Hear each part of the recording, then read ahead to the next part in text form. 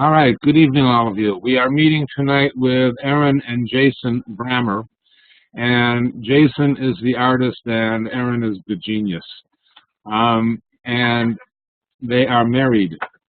So, also, Jason with Erin took you guys were in the first Klein-Artist-Works course?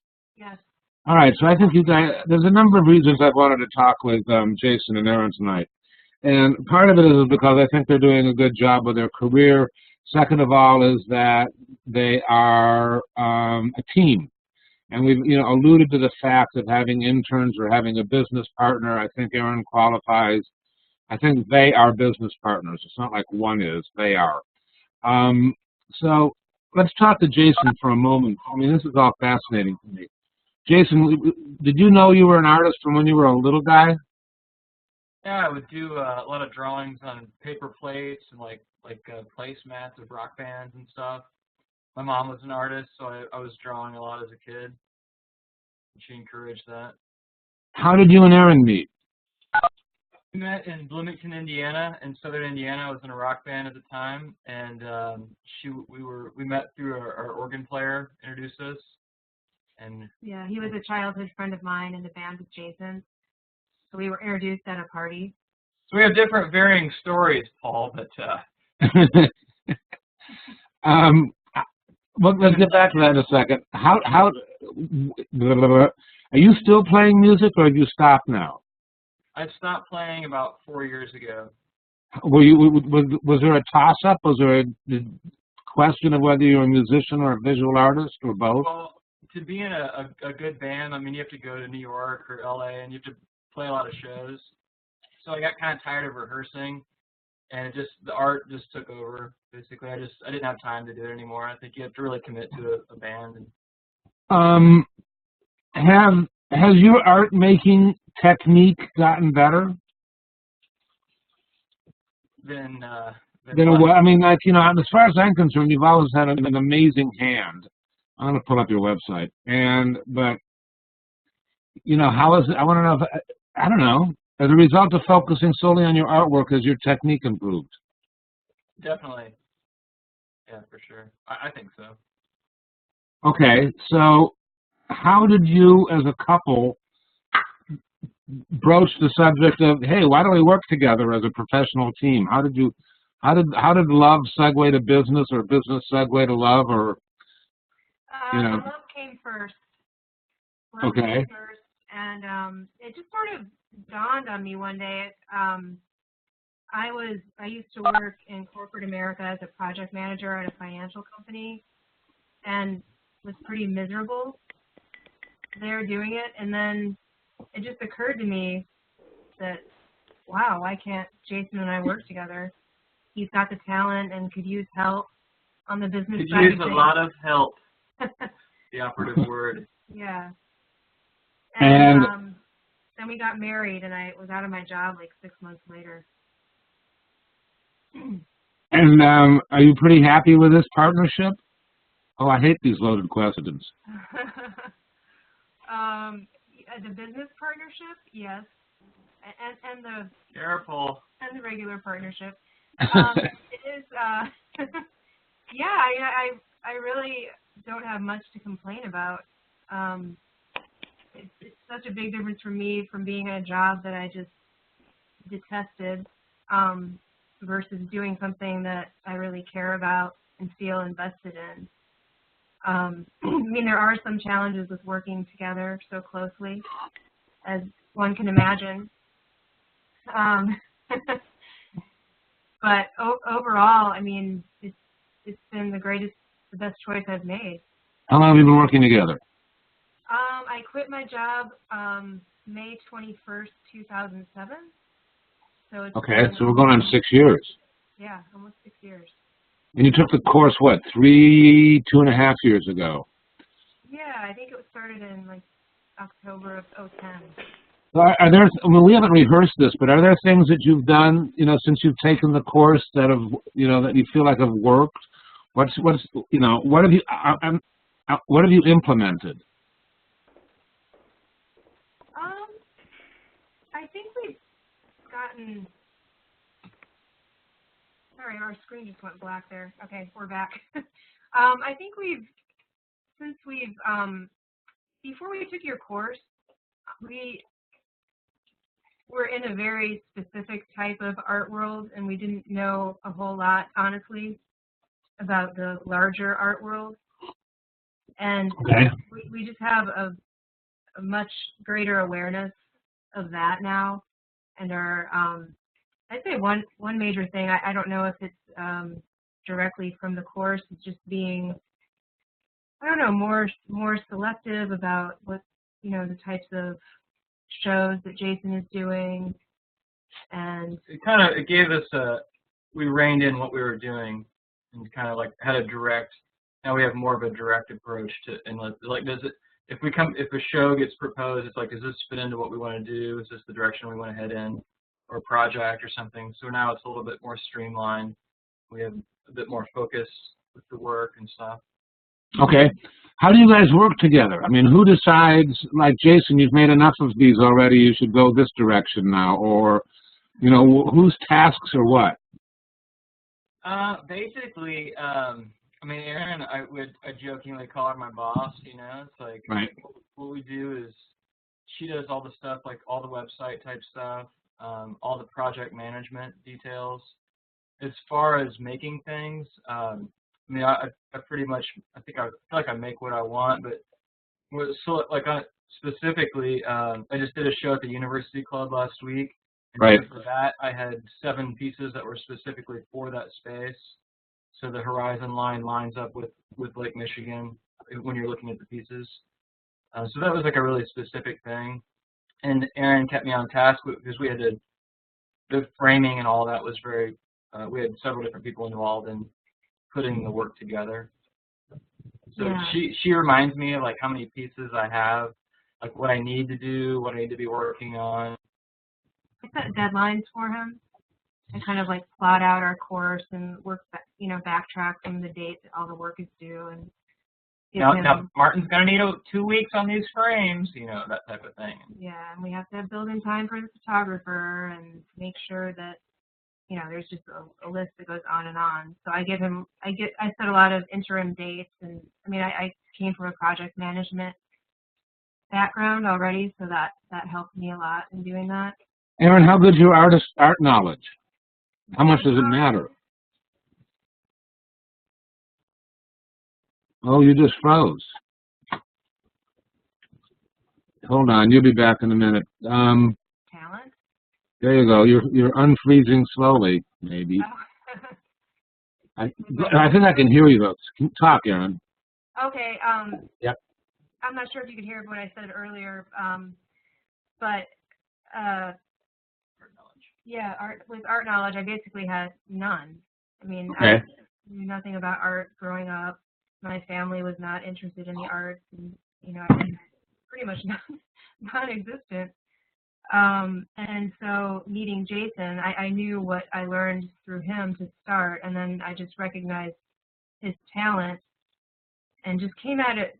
I had some business knowledge and was just coming at it from a pretty non-arty perspective in the beginning. And so I pretty much had a huge learning curve when I started out, and taking your class is where a lot of it really started to click, kind of brought things together.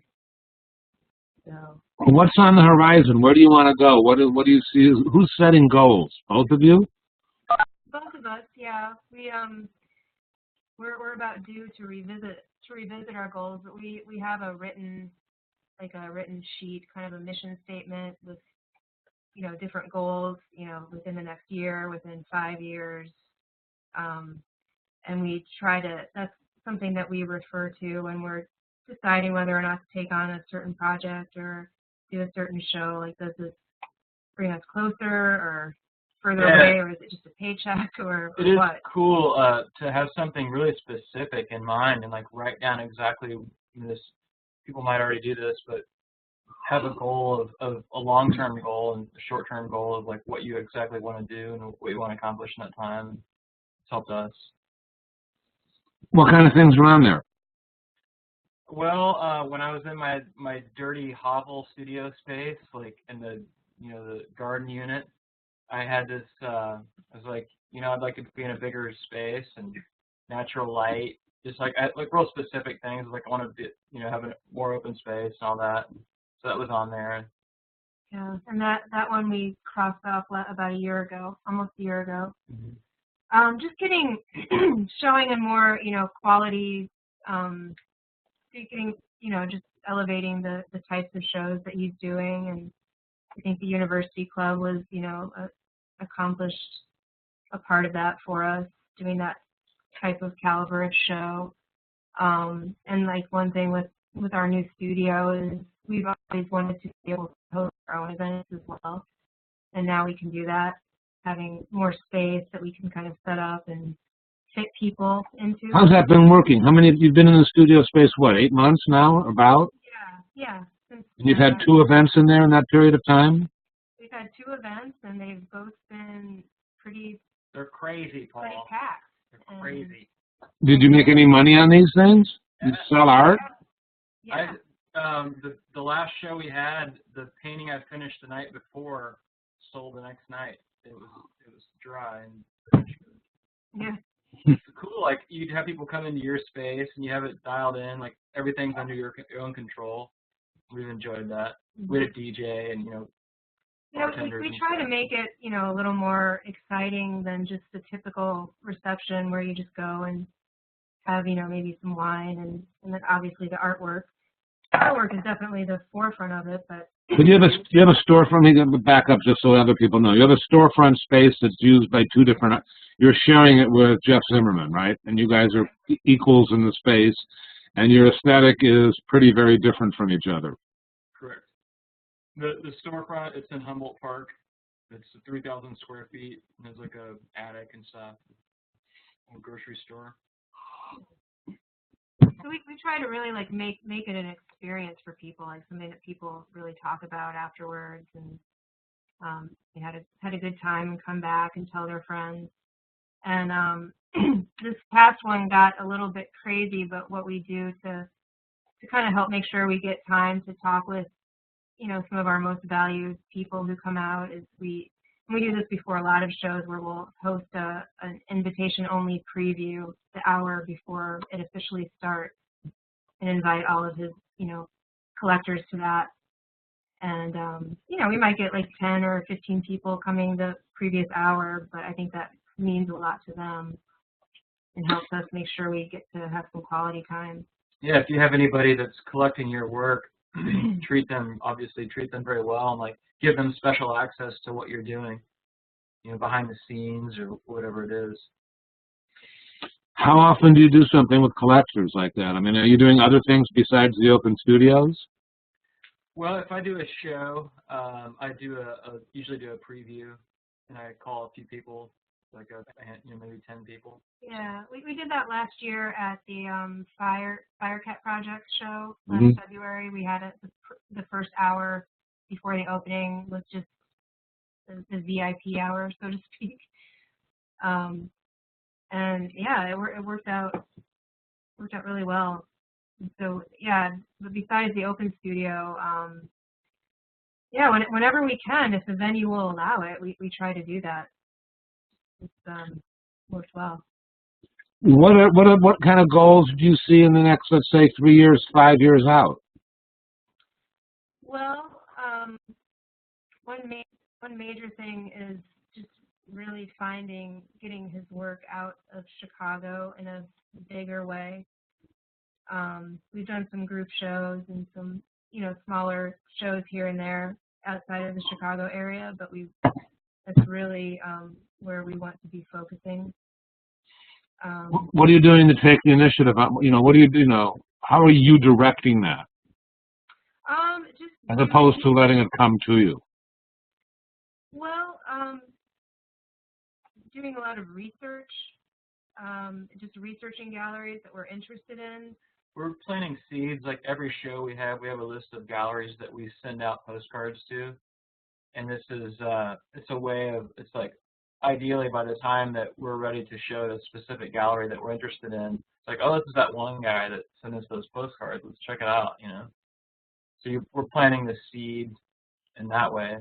And that's Yeah. You've been bigger fans of postcards than most people, I think. Don't you think you are? Maybe. I know a lot of people think those are kind of dying out, but I think they kind of help you stand out. Well, I think it's both things. I mean, yeah, I think they are kind of dying out, and two, by using them, it makes you more distinctive or gives you some approach that a lot of other artists aren't doing, and they're sticking more with a more conventional email route, which gets to be more and more common. Yeah, emails are so too easy to delete and just ignore. But you're doing that too. How often do you send out an email blast? I would say we used to do it more often, but over the past year, it's been like maybe once a month or once every 6 weeks. But we kind of try to mix that up. You know, we do that. We do Facebook. We do the snail mail of postcards. And then also just like staying in touch with people personally instead of just sending out mass emails to everyone. I kind of keep a list of our most valued collectors, and we'll email them personally, call some people. You kind of get a sense as you get to know people what their preferred method of communication is. Yeah, we try to just really do several tiers of communication so that his artwork is in front of people. It goes without saying, I think, but I think if with artists, I mean, if anybody expresses interest in your artwork, you should obviously get their email address and collect those emails. And even if you're not going to use them anytime soon, I mean, you never, like, things happen years out. I'm finding that you meet somebody in 4 years, 5 years later, like, you're the guy that was doing that at the noodle shop or whatever, you know. It's like you get their email 5 years ago, and they can follow you, and I think that's been a key to what's helped us for sure. Yeah. And I like keep little notes on people too whenever we meet people at our shows or at the studio, and if we had a conversation and I have a sense of what they're drawn to in Jason's art, or if they liked a certain piece but wanted it smaller, like I just sort of file those things away and keep in touch. If he does a new piece that it'll just strike me, oh, Dave would love this, so I send it to him. Just really keeping a personal touch and trying to remember people's names. It's amazing how impressed people are by just that. Isn't it the truth? Yeah, it is. Yeah. How much time are each of you spending on, I don't know what to say, your art career? I mean, I feel like it's not really Jason's career, it's both of you, but I mean, are you equally involved?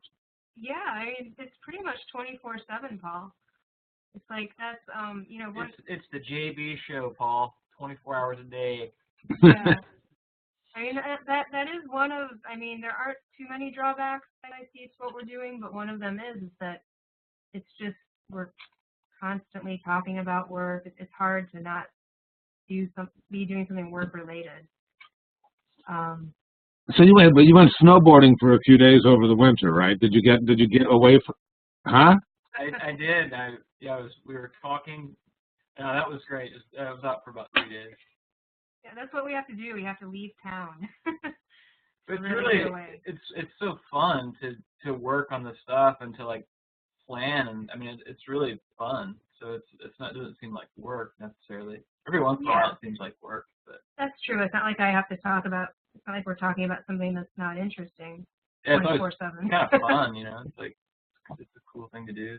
Do you ever hire assistants or other people to help you with a project or anything?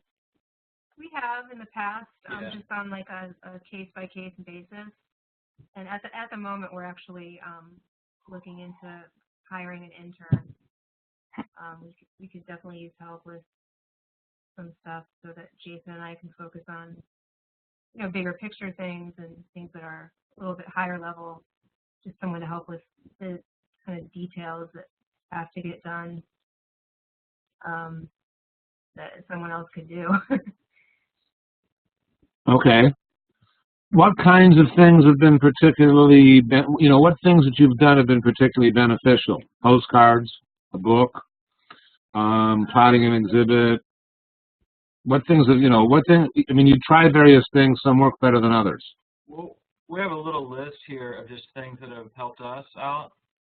I would say, like, in the art world, one of the main things is going out and meeting people. And I don't think that you can function, like, being in the studio and, like, sending out emails and stuff. There's no out at shows and meeting people in person. That's been one of the biggest things to me is face-to-face stuff. Getting the best photographs that we can of the work, hiring photographers to shoot the stuff, presentation for the work. You use like archival materials, use museum glass on drawings or that type of thing. And then you can say, then like if you have archival materials and it's museum quality, that you can assuage a client that's concerned about, is this going to, you can assuage fears that they might have. Like, well, it'll last forever because it's all archival. Mm-hmm. I think one thing that we've done that's been a good help too is making videos about Jason's work. Yeah. I think that's kind of the wave of the future, or maybe the wave of the past. How many have you done? You've done like what, a handful, right? 5, 4? Yeah, maybe 5 or 6 at this point, and we have another one. We're planting the seeds for a new one this summer. But yeah, I think that it's a great way for people to get to know you and see the work. And you'd have somebody else do these for you, right? Yeah. Yeah, we don't know how to do it ourselves. How often, what's the shelf life? How often should you release a new video? I would say maybe once every, maybe a couple a year for us is what's.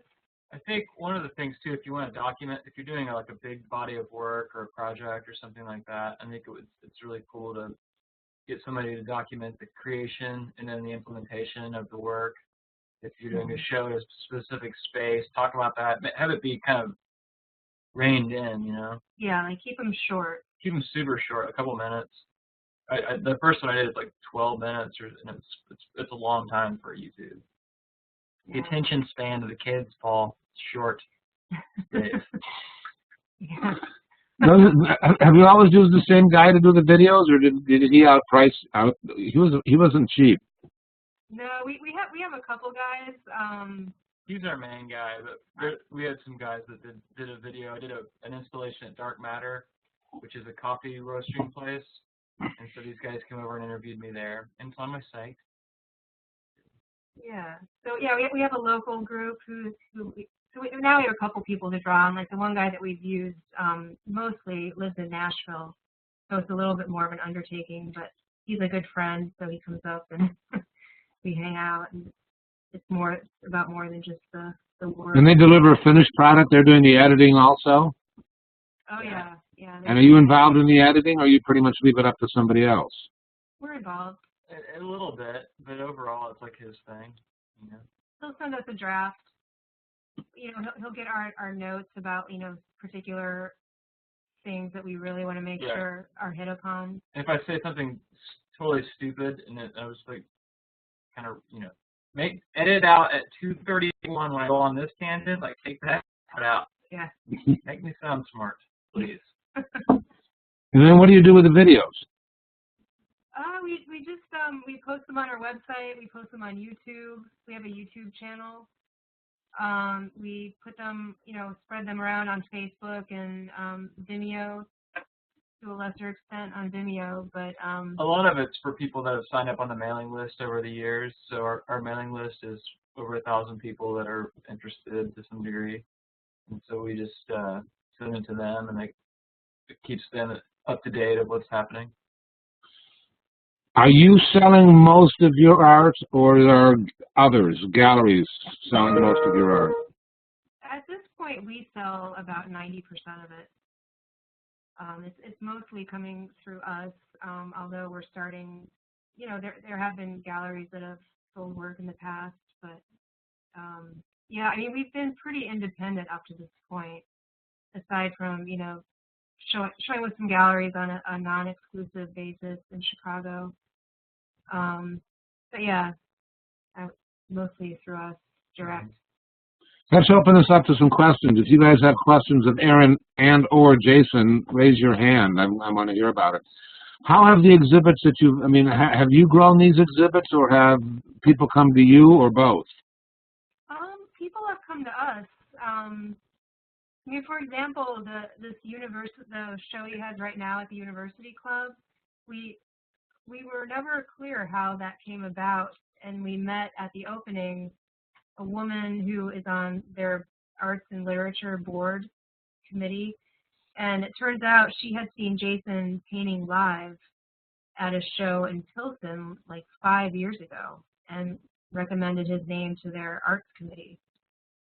So, like, sometimes, you know, things you may think something you did didn't, you know, result in much, and then 5 years later, it's like, wow, you know, you planted the seed so long ago. Yeah, it's super weird how those things pan out. And so it's never like a loss when you do a show and it doesn't sell a bunch of work or whatever. For us, it's always when people come out and go to a show and something comes out of something, you know, you just never know when. Yeah, I mean, some of our shows recently have, you know, we've, you know, hooked up with Tony Fitzpatrick through the Klein-Artist-Works, and as a result of that, we met Tony, and he liked Jason's work and gave him the work at the show at Firecap Projects, and then he, after that, or before that, actually took us out as part of a group show to New York City. Right. At the moment, Jason's part of a group show in Los Angeles. Also, so a lot of it is not necessarily coming to us or us seeking it out, but just, you know, like Jason said, going out and meeting people and just spending time. Hanging out.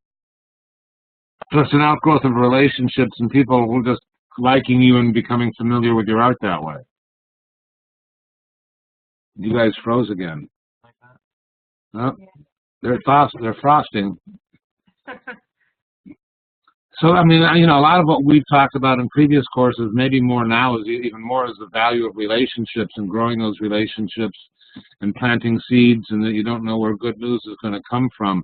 I'm trying to stall while you guys are spinning. I don't know if you can hear me. There you are. You're back. So you would agree about the testimonial about the value of relationships.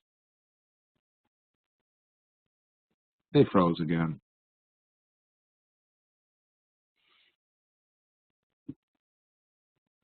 Well, I can see other people. You'll be back in a minute, you guys. I'm sorry. Who's got questions? There's Erin's back. Hi, Erin.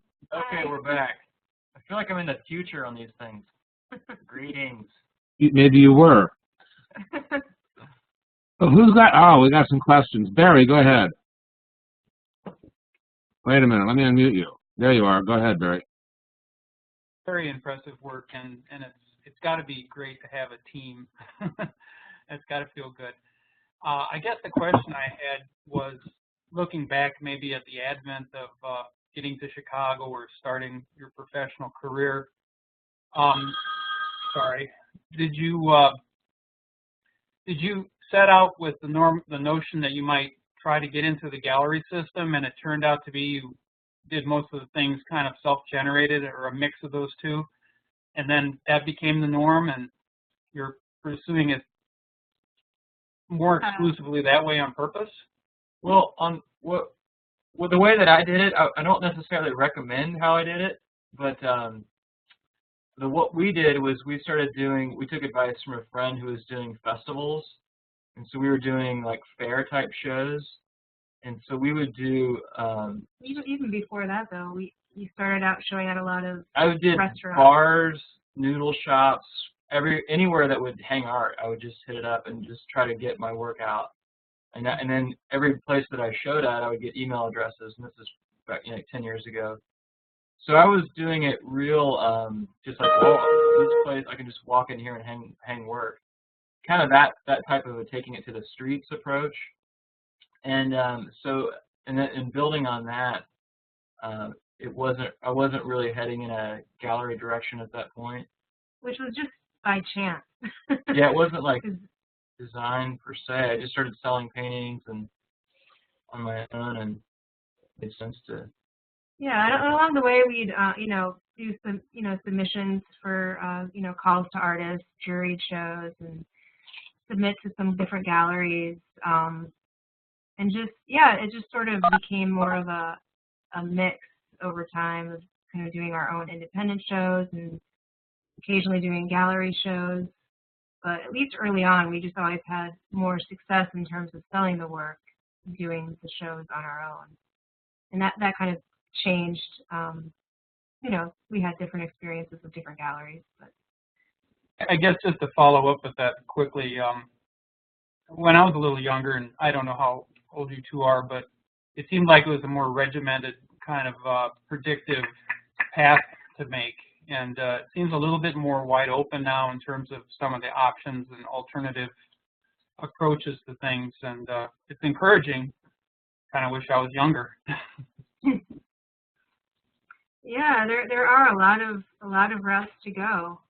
And this is one thing we learned from Paul for sure, is that there are lots of different art worlds. And The art world's a big umbrella. There's a lot of different things that fit under that. I think it's true. Yeah, and going back, I don't know that we would have done things the same way. It was just sort of like, based on, encounters we'd have and like a friend's recommendation, and then next thing you know, we're doing these art fairs, which we quickly realized we didn't want to be doing. But it turns out we've met, a huge percentage of his regular ongoing collectors doing the art fairs. I mean, I would guess, it's over 50% of our collectors now we met at the fairs. Did you ever do the Madison Art Fair? We did, yeah, the art fair on the square. Your work looks somewhat familiar. Yeah, we did that. Yeah, planted the seed. Worked. Yeah, There you go. that was maybe in 2010 or 2009, I think. Wait. If half of your clients come from art fairs, why do you stop doing art fairs? Because That's a long story, Paul.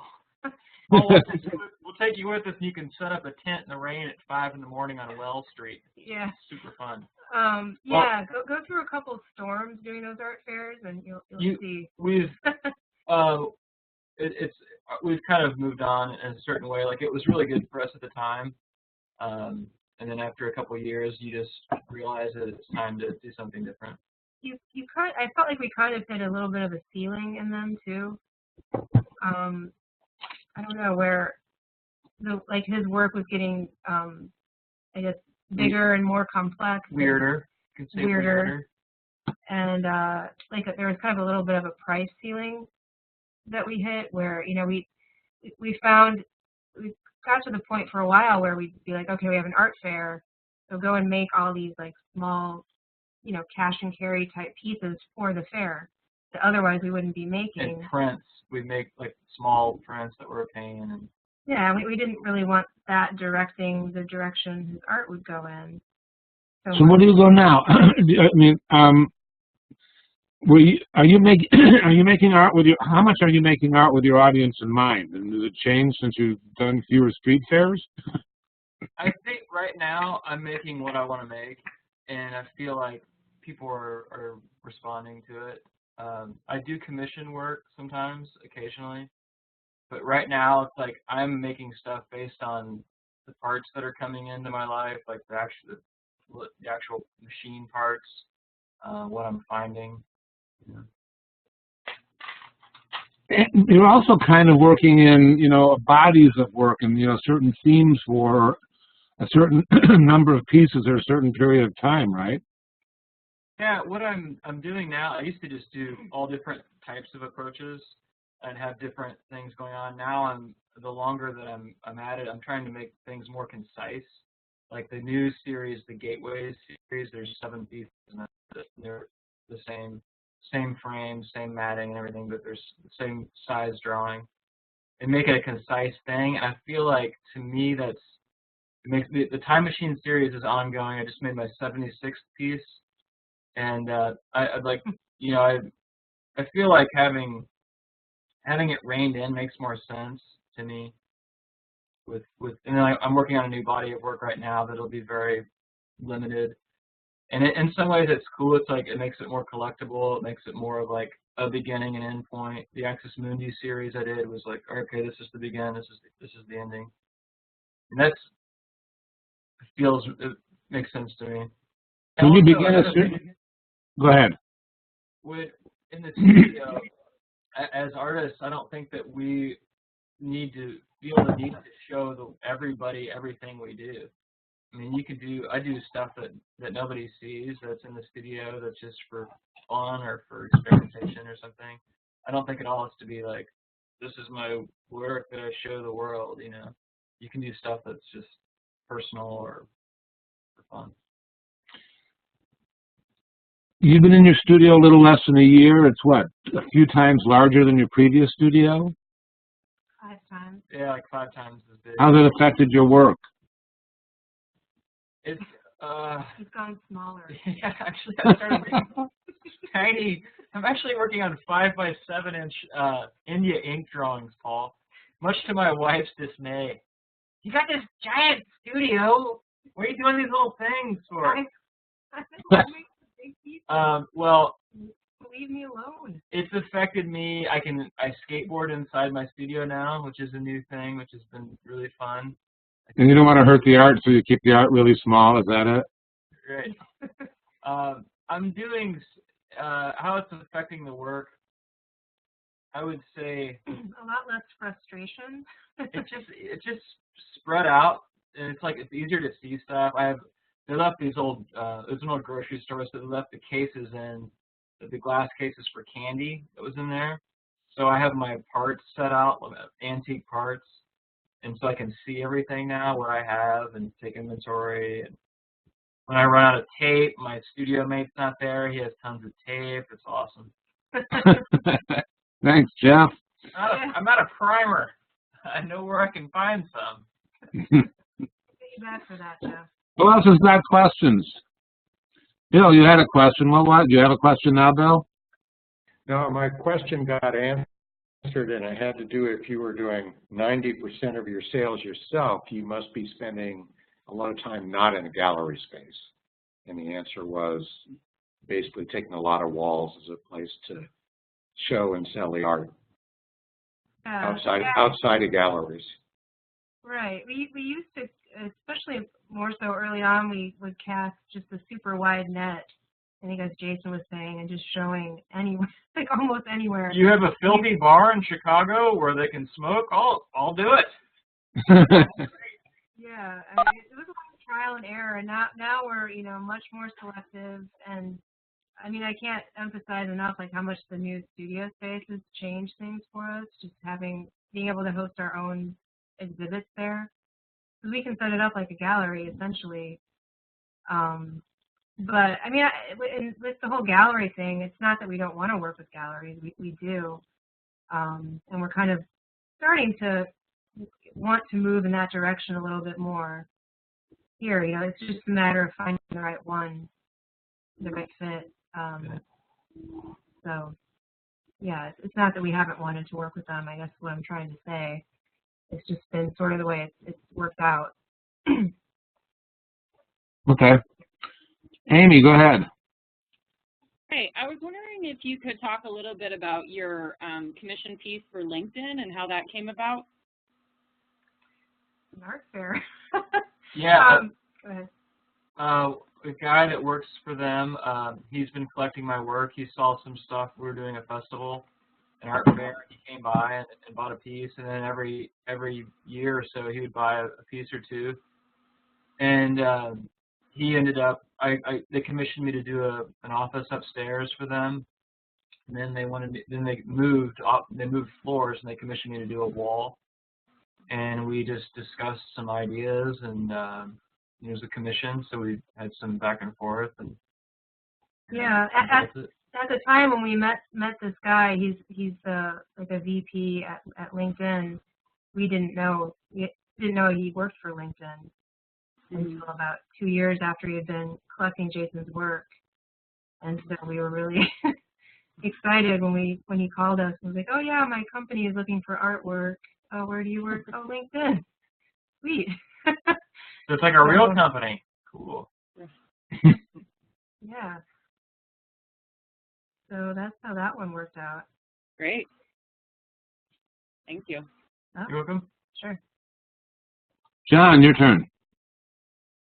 I'm curious, how do you set your prices, and what are your criteria for setting prices, and do you bargain and that sort of thing? Pricing for us has been, we set a price, and then if it sells, we basically, how would you say? I'll let her feel. Pricing, I mean, I'm not going to lie, pricing is a very, it's kind of a frustrating task. We've just sort of, you know, established, and especially for Jason's work, I mean, I think it's easier for some artists if you're working on like canvases and you can do things by size, like this size painting is this much, this size painting is that much. Jason's work is so irregularly shaped and, you know, has all the different parts involved, so it's been hard for us to have like kind of a system for it. John, I'm a real problem for her, as you can see. Yeah, it's also hard to ship. Yeah. But anyway, pricing, yeah, we've just sort of, it was, again, kind of a lot of trial and error. You establish a value. Yeah, we established the value for the work. You know, and early on, I remember like researching a lot of similar artists in the Chicago area, you know, just so we could get kind of a baseline of, you know, people who have a similar level of experience, who do a similar like mixed media style of work. You know, I'd kind of reference that and then, you know, look at the time that Jason spends on a certain piece. That was kind of early on, and then after we kind of established this, you know, the set point for the prices, as things started to sell, we realized, okay, these, you know, are selling really, this series or this size is selling really well. Maybe we up the prices 10%. And gradually over time, we've increased the prices to a certain point, and people bargain all the time, and we, depending on you know, what kind of state we're in, and you know, sometimes people ask for just ridiculous discounts on pieces, and you know, then we're like, sorry, we can't do that. But one of the good things about having a partnership like we do is that, you know, if somebody does ask for a deal on a piece, I can say, well, I need to check with my partner on that. I can't really just authorize that myself. So it takes you like. Now, I would love to, but my boss might have a problem with that. Yeah. So we're going to have to run that by the boss. I'll be right back. Yeah, sort of a good cop, bad cop thing. And in general, But it's true, you know, it's not deceitful, it's it's true. Yeah. I want to sell things sometimes for a certain price, and Erin's like, you're nuts, we can't sell that for that much.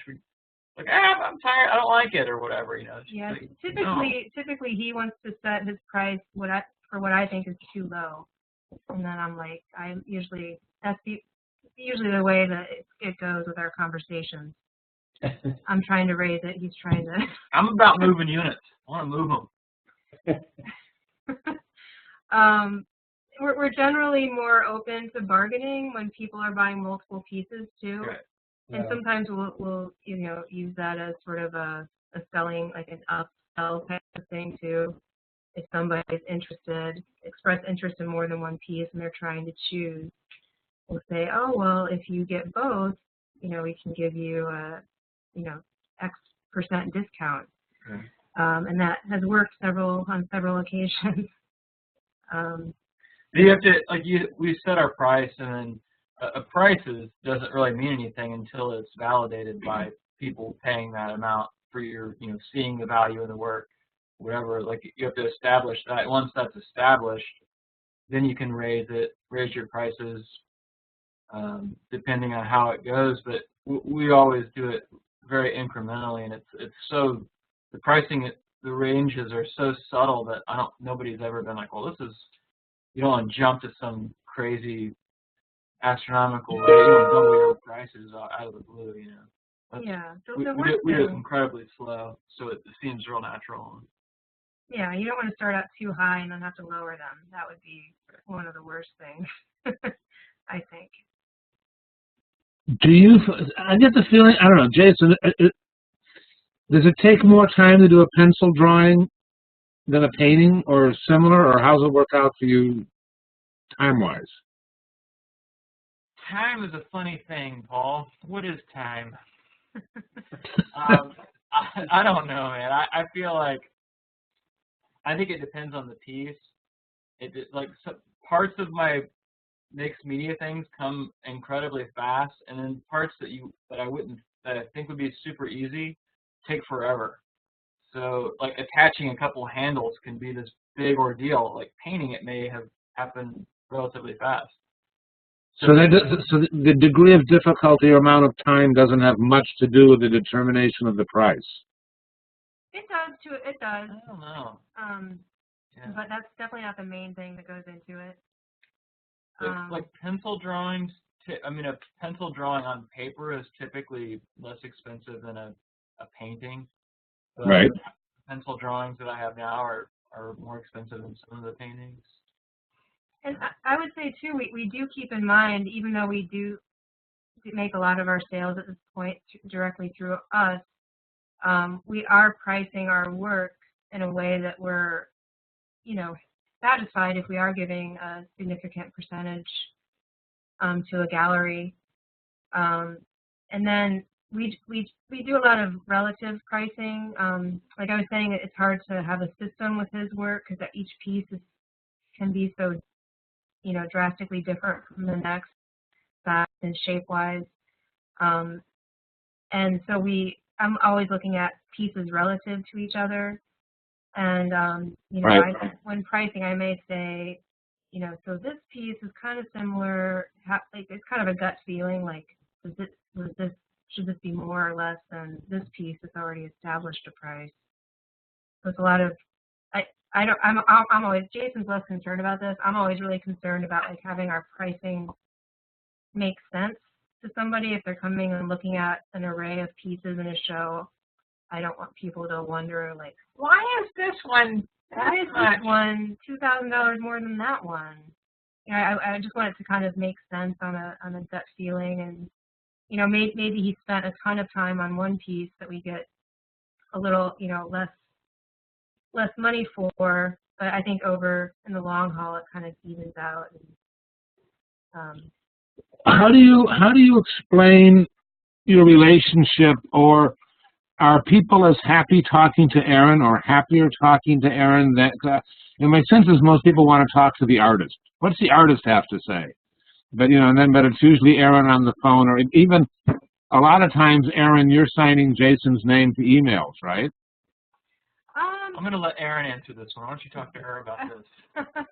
No, I did used to do that, and then I started feeling weird about it. I'm like, I can't sign your name to emails anymore. You stopped. So if it actually says Jason, it's Jason now? Yeah. I'll say it's me if it's me. I don't want to, in our defense, when we would do that before, I would read it to him and get his okay to make sure he's okay having his name attached to something. But yeah, now it's more. JB here, LOL. No. So how does the clientele collector feel about talking mostly to Erin as opposed to the artist? Does it matter? Is it better? Do you have a sense? We haven't gotten too many complaints. Jason does actually talk to a lot of people. I'll talk their ear off, Paul. Are you nuts? Yeah. When we have meetings, when we have studio visits, we're typically both there. It's usually the two of us. I'm doing most of the emailing and most of the calling. If we get a phone, if I need to call somebody who's interested in a piece, that's always me making the calls. But in terms of meetings, face-to-face meetings, we're both there. I feel like as partners, you guys communicate really well with one another, so that if I'm communicating with Erin, I feel like I'm communicating with both of you, and same thing when I communicate with Jason. Some business partnerships, couples, they don't talk. and that's kind of messed up. You know, and you make a deal with one of them, the other one doesn't know about it, and it's, you know, so you're kind of compromised. Yeah, we do. We keep each other really up to date on things. We kind of share.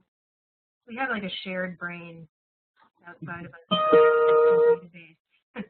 I think, Paul, with like the clients and stuff, I think that artists, you just kind of read the client, like how they are, and if they, some people don't care about meeting the artist, and then some people it's a big deal. I mean, well, I'll go over and I hang paintings in people's homes, you know, and they'll have tea or whatever. I mean, it's, I think that's like that type of. I wanted to talk about that real quickly, just like Do. customer service type thing for our approach. You want to like relieve any kind of fears that they might have about buying your work. So like, how am I going to get it over there or whatever? It's like, well, we'll drive it over to your place. I'll hang it on your wall. I'll measure it out. It'll be hung perfectly. If you don't love, you know, you can even live with it for a week. And if you don't like it in a week, I'll give you your money back. You can say that. And nobody ever returns your stuff. You know, Isn't that amazing? They're reluctant to buy it. You can have it for a week and you can return it. They take it home and it stays. It totally works. And just like drive the piece, like tell them you'll hang the paintings in their home or whatever type of work you're doing. If that's something that you're interested in, like don't like make it as easy as possible. Take credit cards, get those eye swipe things. Those have been really The Square readers. The Square. You have to take credit cards. You have to take credit cards. Have a card, a business card with an image of your work on it. That's kind of a basic thing, but I think if people are invest in yourself in your own career, like taking this class, you guys are obviously into what you're doing and serious about it, and so that's good. Like just invest in yourself. Like take classes in what your trade is. Like just I would try to. I'm going to take a lithography course coming up this in May. So like taking classes and learning stuff that you want to explore is really key for me. Just like learning how to do stuff. Don't be. I don't want to get complacent like making the same type of things. Like challenging yourself consistently. How often do you come up with a new business card? Maybe once or twice a year. Until I order a batch and they run out, and then I design a new one. Or if there's like this piece that's just sometimes there's a piece that's screaming to be on a business card or a postcard, and we'll use that one for a while. But yeah, I would say on average we get a new card every 6 months. How many times, Paul, have you been out with somebody and you're like, oh, I'm an artist. Oh, cool. What kind of work do you do? Well, it's this thing. Yeah, it's that. Do you have a card? Yeah, I don't have it. Do you have a piece of paper? I'll write my website down. It's like you're out. You just totally lost the thing, you know. In my opinion. I think you're right. You have to have cards. You have to have them when you get your haircut and stuff. I mean, I always have cards, and like anybody that's even remotely interested, always like spread the cards. Not in an annoying way, but but you know, in a tasteful way. The people that are interested in art, I mean, it has to have a picture of your stuff and a website. And I think that's essential. So you guys sound pretty satisfied or happy with the trajectory, how things are going, where you see things going. Yeah, I feel like things are headed in the right direction for us, and you know, we've had a lot of fortunate twists of fate, and you know, I think a lot of it has to do with you know, Jason's work. I think is awesome, and honey. I'm probably biased, but he's biased, Paul. But he definitely has that going for him. But yeah, I mean, I do sometimes want things to be happening faster.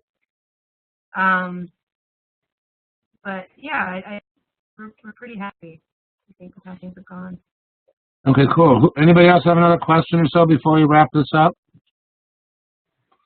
Barry, your hand is still up. You have another question, Barry? Quick one. Where are you going to study litho? The Chicago printmaking group. I'm not sure what it's called, actually. It's like a printmaking thing in the city. Barry, you want to make a recommendation? Barry's a printmaker in Madison. Oh, cool. Yeah, actually, I think I know where you're talking about, but I don't have the name nailed down either. Is it on the north side? Yeah, it's like the printmakers something. Print co-op? I can't remember. It's a cooperative space, right? We're trying to look it up here. Chicago Printmakers Collaborative. Yeah. Uh-huh. Hey, I don't know. I don't have a recommendation necessarily. I just was curious. Yeah, I'm gonna do lithography. Study that for about a little while. Cool. See how that goes. I've been trying to like do drawings that look like lithos. Like, why don't I do real lithos? What a novel idea! It'd be a lot easier than trying to draw them. Good point. Cool. All right. Thank you, Barry. Anybody else? Well, all right, you guys. I think this has been informative and practical, and shows what people can do and what works. And I think the advantage of being married to Erin. So, Erin, expect a lot of proposals. Hey. All right. I'm going to unmute you. We can all say thank you to all of you. But whoops, wrong button. That one. All right. Thank you both. Thank you.